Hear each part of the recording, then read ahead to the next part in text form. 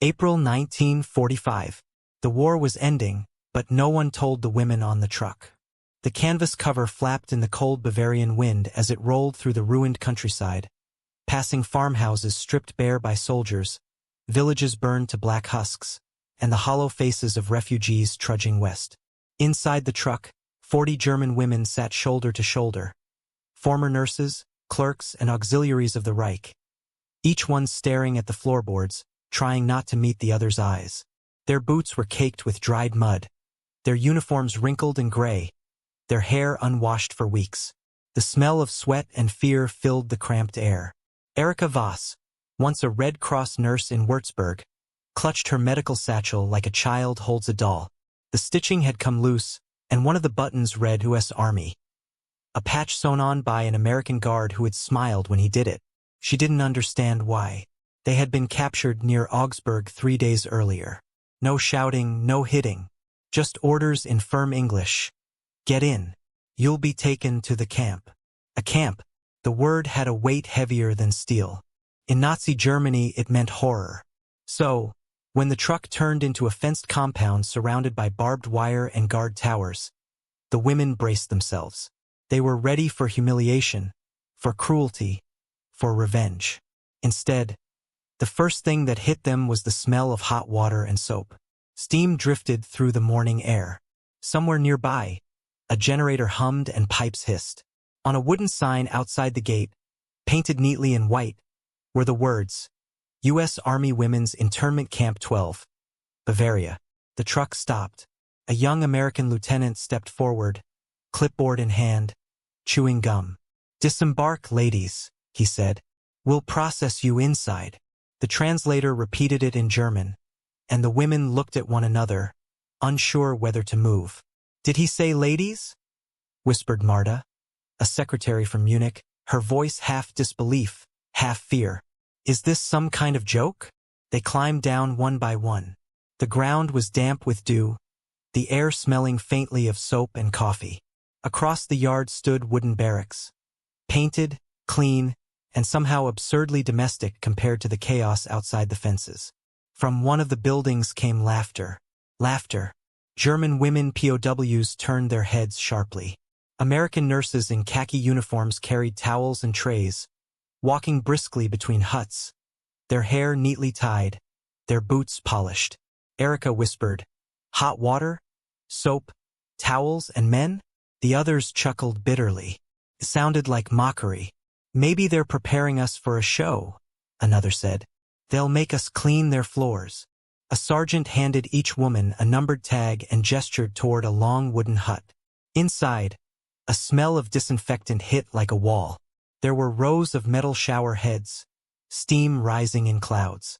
On a table nearby sat small brown bars of soap-stamped U.S. Army Quartermaster Corps. Towels folded with geometric precision. Tin cups of coffee waiting. A German interpreter in American uniform, an émigré woman named Liesel, explained the routine. You'll shower, receive medical inspection, then new clothing. No one will harm you. It's regulation. Her tone was mechanical but her eyes soft. You are prisoners, but not slaves. The women hesitated. Showers? One of them muttered. We know what that means. The word dripped with memory. But when Liesel turned the valve, clear water gushed out, steaming, real. She splashed her hand in it, smiling faintly. See? Only water. The first brave soul stepped under the spray. The rest followed slowly, trembling. Not from cold, but from disbelief. The sound of water echoed through the hut, mingling with gasps and muffled sobs. Dirt and ash ran down the drains like ink. For some, it was the first real bath in months. Erika stood motionless beneath the showerhead, her eyes closed. The water stung her scalp, washed the lice from her hair, and for a moment she forgot she was defeated, forgotten, captured. The war noise, the bombs, the shouting, the endless orders, faded under the rhythm of falling water.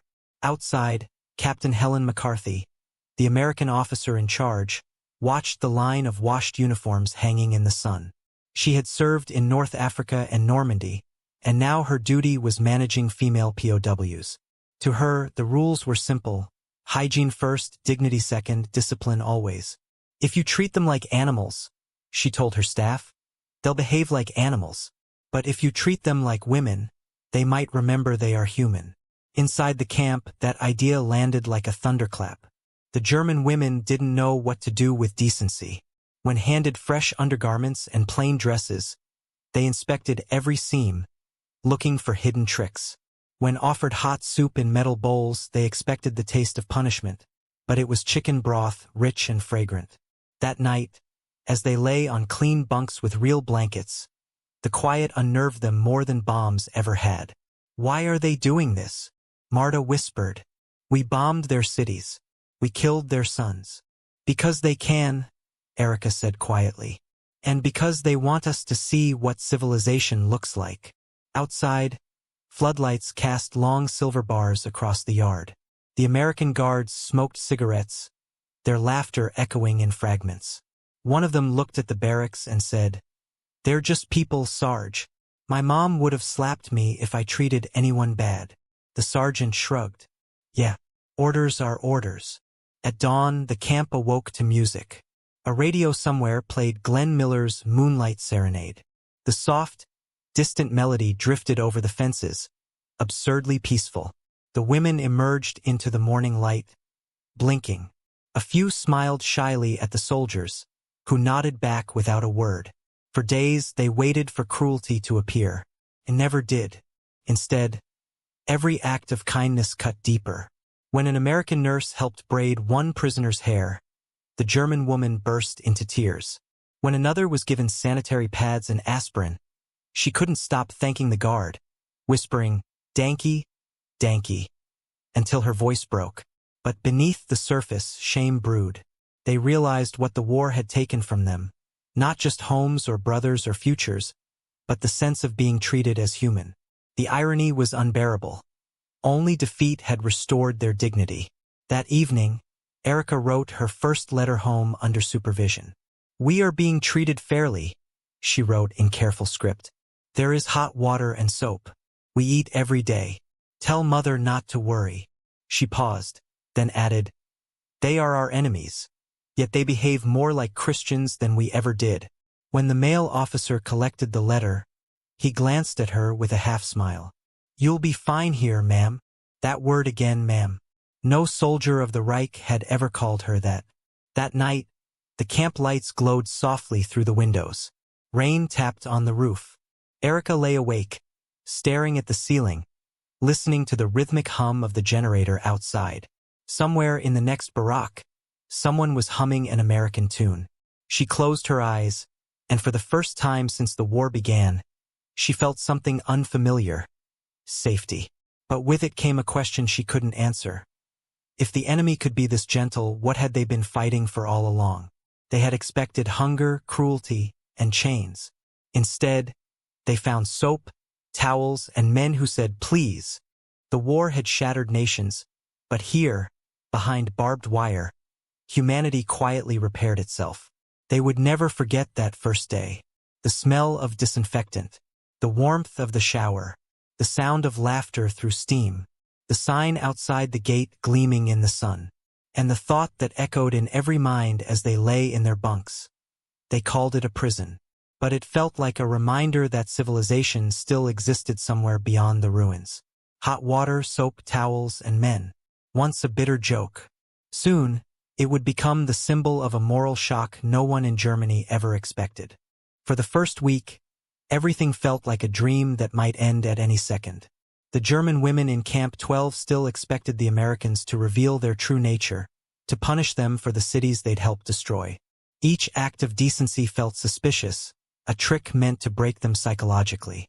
Yet the routine remained: morning roll call, showers, breakfast, work detail, medical check. Every day smelled of soap and boiled coffee.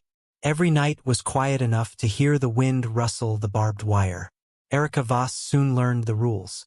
Beds made tight enough to bounce a coin. Towels folded into thirds. Hair tied back. Boots lined at the door. The Americans believed order created sanity. For women who'd lived through air raids and collapse, the discipline felt strangely comforting. Still, whispers of doubt moved through the barracks like smoke. "It's propaganda," Marta hissed one night. "They'll film us. Show the world how kind they are." Erica didn't answer. She had seen the American officers eat the same rations they gave the prisoners. She had seen Captain McCarthy herself ladle soup into tin bowls. If this was a performance, it was a long and costly one. The camp's daily life revolved around hygiene. Each woman received a weekly bar of brown soap stamped with the eagle of the Quartermaster Corps. They were required to bathe twice a week under supervision. Anyone who refused was isolated until she complied. "Cleanliness is discipline," said the American nurse, Sergeant Wright, in her clipped accent. "Discipline keeps you human." The phrase echoed around the barracks until even the Germans began to repeat it with a mix of irony and belief. There was resistance at first. One morning, 2 prisoners refused to enter the showers, shouting that they would not be stripped by enemies. The guards didn't shout back. They simply closed the water valves, brought chairs, and waited. An hour later, the women surrendered. When they finally stepped under the hot water, one of them began to cry so hard that even the guards turned away. The humiliation they expected never came. Only a towel and a gentle, "You're done, ma'am." Outside, the world was starving. Letters arriving from home spoke of ration cards, rubble, and cold nights. Inside the wire, meals were rationed too, but plentiful compared to the ruins of Munich or Hamburg. The Germans were given beans, potatoes, sometimes even meat. The Americans explained it bluntly: healthy prisoners cause fewer problems. But to the captives, the effect was moral, not logistical. They were being nourished by the people they'd been taught to hate. Captain McCarthy walked the camp each afternoon, inspecting everything from kitchen hygiene to the infirmary. She was tall, composed, with a face that never revealed anger. The German women feared her but respected her.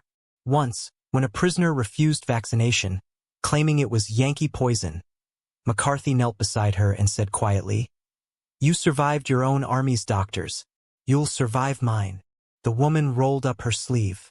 Later, she told Erica, "She spoke to me like I mattered." The Americans even allowed correspondence through the Red Cross. Each woman could write 1 letter every 2 weeks, censored but real. For many, it was the first time in years they could reach family. The mail sessions became sacred. Prisoners sat at wooden tables, pens scratching, tears falling silently. The camp clerk, Private Henderson, collected the envelopes with the care of a priest handling confessions. "You'll get replies," he promised. Some did. Some never came. But the hope itself became a kind of oxygen. Over time, suspicion gave way to curiosity. The German women began asking questions about American towns, food, even music. When the guards played a record of Bing Crosby, laughter erupted in the yard. "So this is the sound of victory," one said. "Not tanks, crooners." At first, the Americans ignored the jokes. But eventually, one guard grinned and replied, "Beats listening to your marching songs, huh?" For a heartbeat, both sides laughed together. Still, not everyone accepted the strange peace. In the shadows of the barracks, bitterness brewed. Older prisoners warned the younger ones not to be fooled. "They're soft now," whispered Gertrude, a former propaganda officer. "Wait until they lose patience." She collected rumors from new arrivals, stories of harsher camps elsewhere, of guards who shot prisoners trying to escape. Whether true or not, they spread like frost. "It won't last," Gertrude said. "The kindness is a mask." But reality proved stubbornly calm. The Americans kept building more facilities: a laundry, a classroom, even a small clinic. When Red Cross inspectors arrived, they found order and cleanliness bordering on obsessive. The report would later note, "Morale of female internees remarkably stable. Hygiene standards exceed expectations." The irony was almost unbearable for the prisoners who had once believed themselves the pinnacle of European civilization. The hardest blow came when the Americans organized lectures. Every Wednesday, groups of 20 women gathered in the mess hall, where Captain McCarthy or Sergeant Wright spoke about the Geneva Convention, democracy, and women's rights. The Germans listened in stiff silence. For many, the words sounded like foreign magic. "You speak as if women decide anything," one said. McCarthy met her eyes. "Where I'm from, they can." The room fell quiet. That sentence lingered longer than any punishment could have. Outside, spring thawed the fields. The camp fences gleamed with dew each morning. The prisoners began planting small gardens under supervision, tomatoes, onions, herbs. For the first time in years, they created life instead of watching death. It unsettled them. They had come from ruins and propaganda. Now they were growing food under the enemy's watch. "It feels wrong," Marta whispered as she pulled weeds. "We should be suffering." Erica shook her head. "Maybe this is suffering, seeing what we lost." One afternoon, a truck arrived with a delivery of Red Cross parcels. Inside were tins of powdered milk, chocolate, cigarettes, and sanitary supplies. When the prisoners saw the abundance, disbelief swept through the yard. One held a bar of chocolate and laughed until tears rolled down her face. "They feed us sweets while our people starve," she said. "How do we live with that?" No one answered. The silence was heavier than any command. That night, Erica sat by the barack window, watching the guards patrol under moonlight.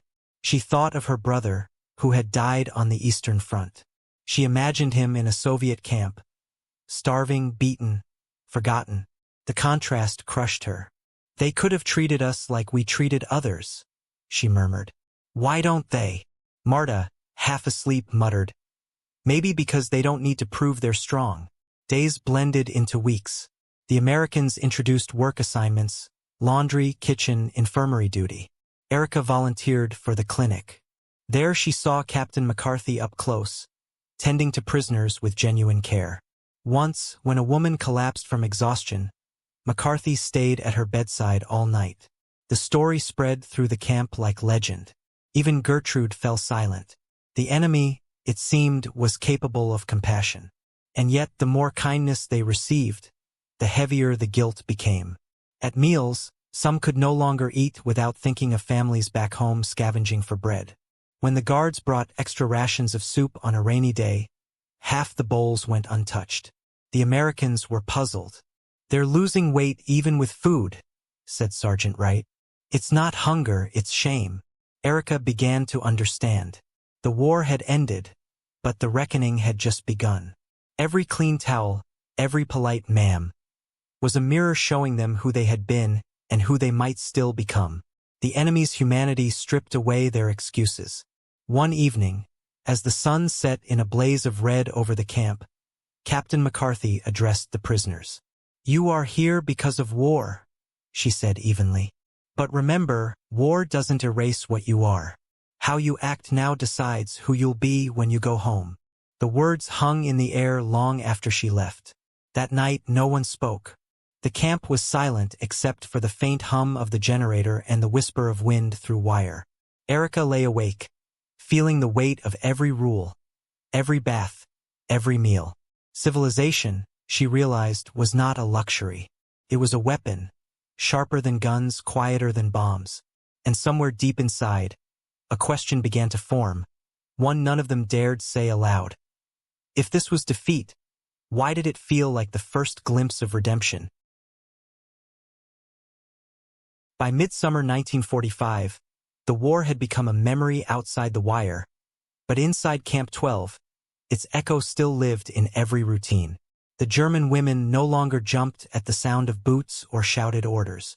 They lined up, saluted, cleaned, and followed instructions with quiet precision. The camp's rhythms had become a strange kind of peace, so orderly that visiting officers sometimes forgot these women were prisoners at all. Yet that peace carried a deeper power the Americans hadn't foreseen. Word of their treatment was spreading. It began with a Red Cross report describing the women's camp as a model of humane discipline. Copies circulated through military channels and eventually reached Germany. Civilians whispered that captured women were being given warm showers and proper beds. German soldiers, hearing the rumors, began surrendering west instead of east.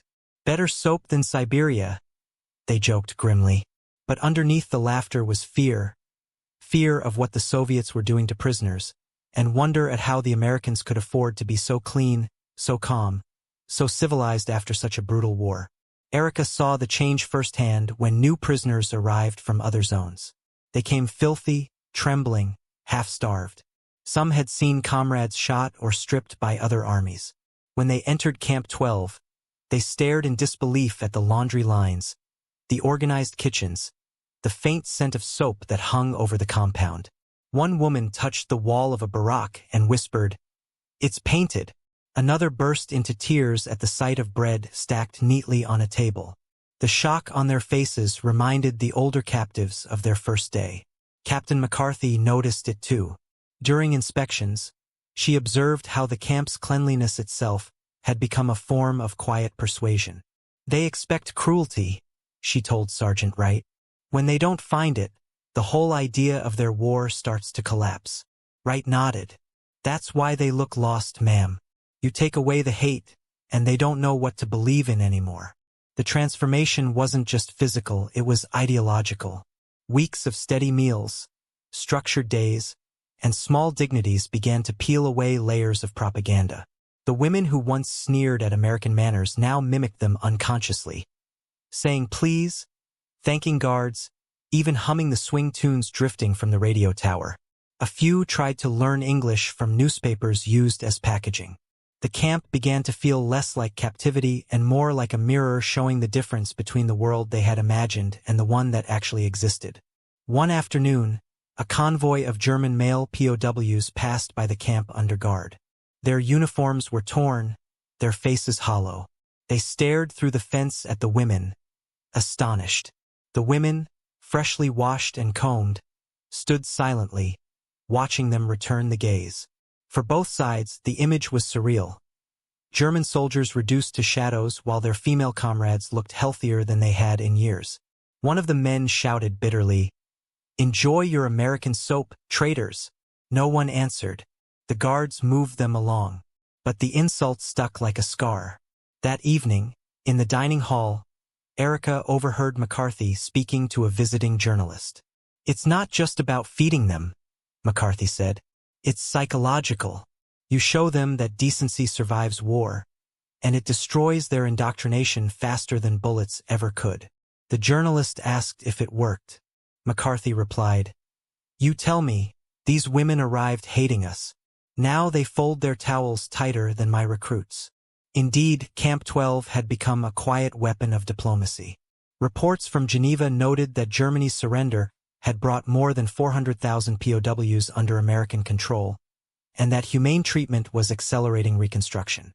Each clean camp became a statement of moral authority. Where the Reich had ruled by fear, the Americans ruled by order and soap. Inside the fence, the change became visible in faces. The gaunt expressions softened. Hair regained its shine.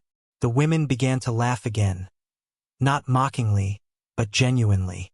They organized singing groups, stitched dresses from scrap fabric, painted small flowers on their bunks. A strange pride took hold, not in their lost cause, but in their survival. "We look human again," Marta said one morning as she brushed her hair in a shard of mirror. "I'd forgotten what that felt like."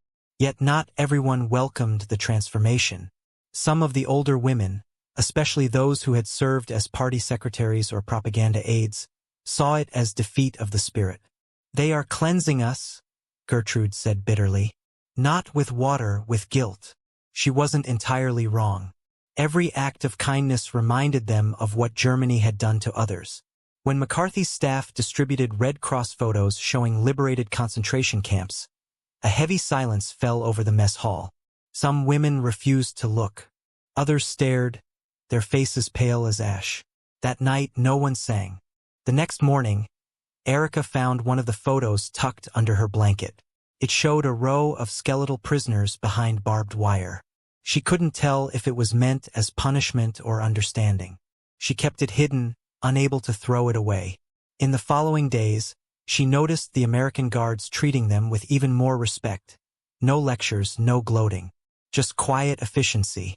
The silence itself became louder than any speech. In late July, the camp received its first visitors from the local German community.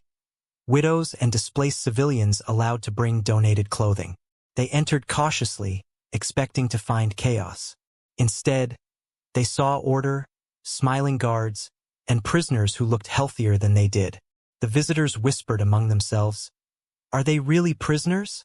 One old woman crossed herself and said, "Maybe Mercy didn't die after all." That same week, the camp organized a small Sunday service. The chaplain, a young lieutenant from Kansas, preached in slow English while Liesel, the interpreter, translated. "Clean hands," he said, "are not just for the body, they are for the conscience." The words struck deep. After the service, many women lingered in silence, staring at their palms as if seeing them for the first time. Outside, the world noticed. Reports of humane treatment spread through German radio broadcasts authorized by the Allies. Propaganda officers twisted it, claiming the Americans wanted to re-educate German women. Ironically, they were right, but the education was moral, not political. Civilians began surrendering voluntarily, hoping to be placed in camps like Camp 12. In the devastated towns nearby, parents told their daughters, "If the Americans catch you, you might live. If the others do, you won't." By August, the camp was running like a small town. Gardens bloomed, kitchens ran smoothly, and daily inspections found nothing amiss.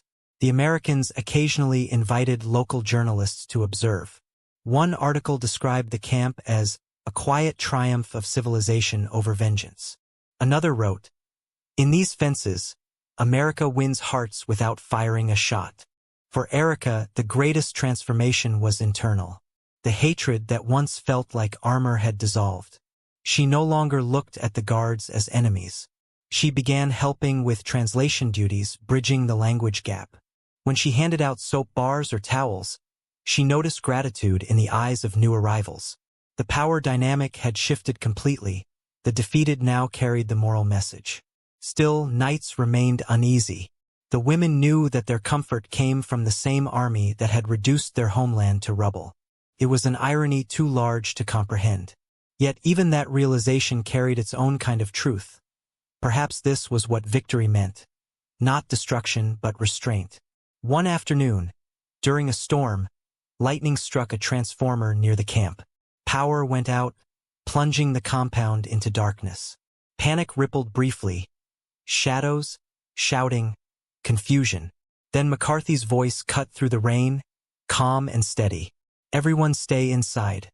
We'll fix it." Within minutes, soldiers restored order. Lanterns glowed in the windows. The women waited quietly, trusting their captors to protect them. When the lights flickered back on, a cheer rose from both sides of the fence. For a moment, no one cared who was prisoner and who was guard. That night, as thunder rolled across the hills, Erica thought of the phrase Captain McCarthy had used weeks ago. "Clean hands win more than clean wars." She finally understood it. The Americans had not conquered them with bombs. They had conquered them with decency. By the end of summer, Camp 12 had become a legend whispered through Germany. The place where captured women rediscovered their humanity. The irony was total. The nation that once worshipped power now saw its daughters saved by compassion. And so, when the sun rose over the camp each morning, steam rising from the washhouses and the flags snapping in the breeze, it wasn't just another day of captivity. It was proof that civilization could still stand tall amid the ruins. The women who once mocked the phrase hot water, soap, towels, and men now spoke it with reverence. It had become a prayer, a promise, and a reminder that victory could smell not of gunpowder, but of clean linen, sunlight, and forgiveness. Autumn came quietly to Bavaria, the air crisp and the mountains sharp against a pale sky. The war was over, but its ghost still clung to the fences of Camp 12. The women no longer counted the days, only the seasons. The guard spoke more softly now, as if the whole world were exhaling after years of holding its breath. Rumors spread that soon the camp would close and the prisoners would be released or repatriated. To most, that word home felt foreign, almost threatening. What home still existed after everything had burned? On the morning the orders arrived, Captain McCarthy assembled them in the yard. Her uniform was pressed, her voice steady. "Ladies," she said, "the time has come for many of you to go back. Some will return to Germany. Some will assist in relief efforts here. You have conducted yourselves with dignity. I hope you remember that what you experienced here is the world we are trying to build." She paused, eyes sweeping the crowd of faces. "Carry it with you." Erica stood in the front row, hands clasped. Around her, women whispered prayers or wept openly. For months they had lived in a strange pocket of civilization preserved amid ruins. Now they were being thrust back into the chaos outside. As the gates opened for transport trucks, the air seemed heavier, as if the world beyond no longer knew what to do with decency. Their first glimpse of liberated Germany was heartbreaking. Roads cratered by bombs, cities that looked like skeletons, children in rags begging from soldiers. Erica sat in the truck's bed, watching the wreckage roll by, realizing that the camps had protected them not only from imprisonment, but from despair itself. When they stopped at a supply depot for food, she saw American soldiers handing bread to German civilians. It struck her then that kindness had survived the war better than most armies had. Weeks later, Erica found herself in Würzburg, her hometown, or what was left of it. Her mother's house was gone, her brother's grave unmarked. Yet, among the rubble, she found work as a translator for the Allied Medical Office. When the American doctor asked her why she volunteered, she answered truthfully, "Because you treated us like people when no one else did." He nodded. "That's the idea, ma'am." The habits of Camp 12 stayed with her. She boiled water for washing every night, folded towels in perfect thirds, and made her bed with corners sharp as memory. Her neighbors called her the American woman, because she smiled at strangers and lined up politely for rations.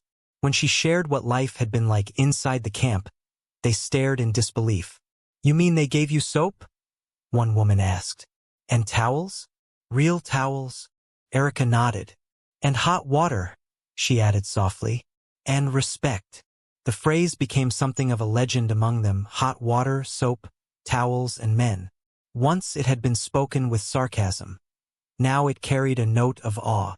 To many women who had survived bombings, hunger, and fear, the idea of dignity given by the enemy was both shameful and miraculous. The irony stung deeply. The conquerors had preserved the very humanity the Reich had destroyed. Across post-war Germany, similar stories emerged.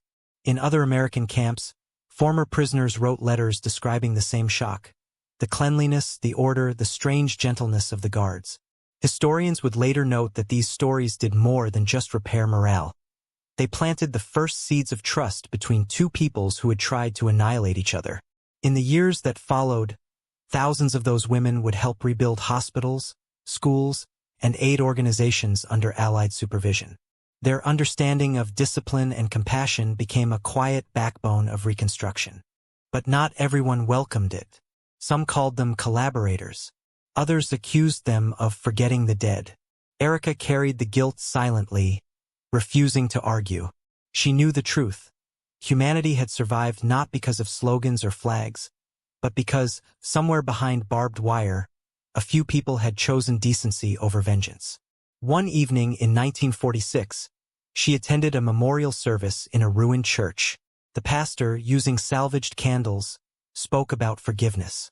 "We thought strength meant never yielding," he said, "but strength is what remains when we choose mercy." His words pulled her back to the camp, the showers hissing, the sound of laughter through steam, Captain McCarthy's calm eyes. For the first time, Erica wept openly. In the following years, she began writing her memories, not as confession but as proof.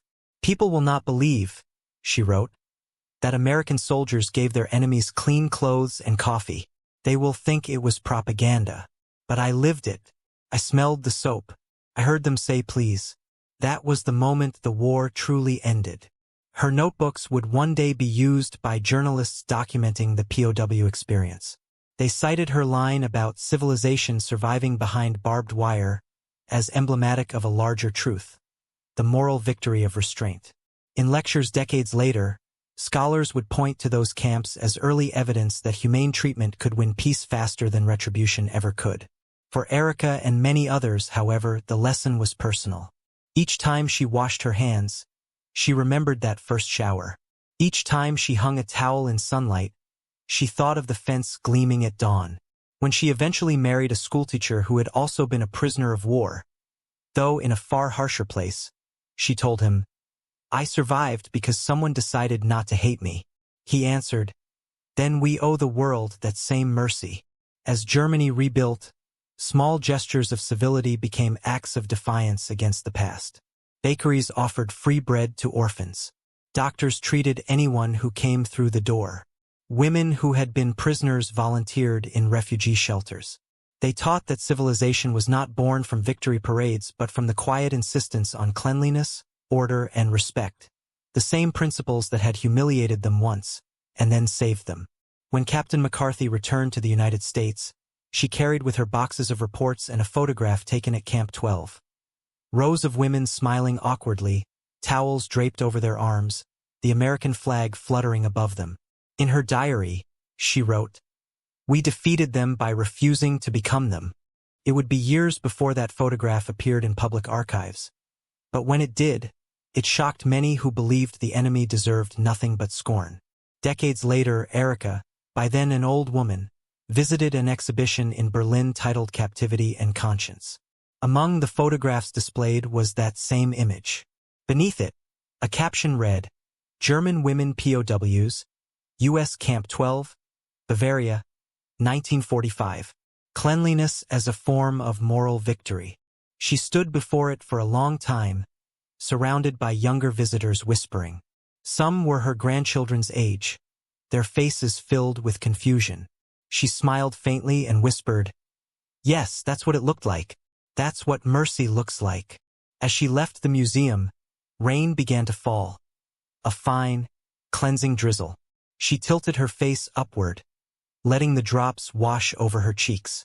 The memory returned in full color. The hiss of the shower, the warmth on her skin, the impossible kindness of her captors. She realized then that history had many kinds of wars, but the rarest victories were moral ones. The irony had come full circle. What had begun as a cruel-sounding joke, hot water, soap, towels, and men, had become a testament to civilization itself. The phrase no longer symbolized surprise or humiliation, but the rebirth of dignity. "Clean hands win more than clean wars," the chaplain had said. She finally understood that he hadn't been talking about hygiene. He had been talking about conscience, the simple, stubborn belief that decency can survive even when nations cannot. Standing there in the drizzle, Erica whispered one final thought, half to herself, half to the ghosts of that time. "You showed us that civilization doesn't belong to the victors. It belongs to whoever remembers how to be kind." And as the rain washed the streets of a rebuilt Germany, she wondered quietly, when the next great war comes, will anyone remember that lesson? Or will the world once again have to learn it the hard way?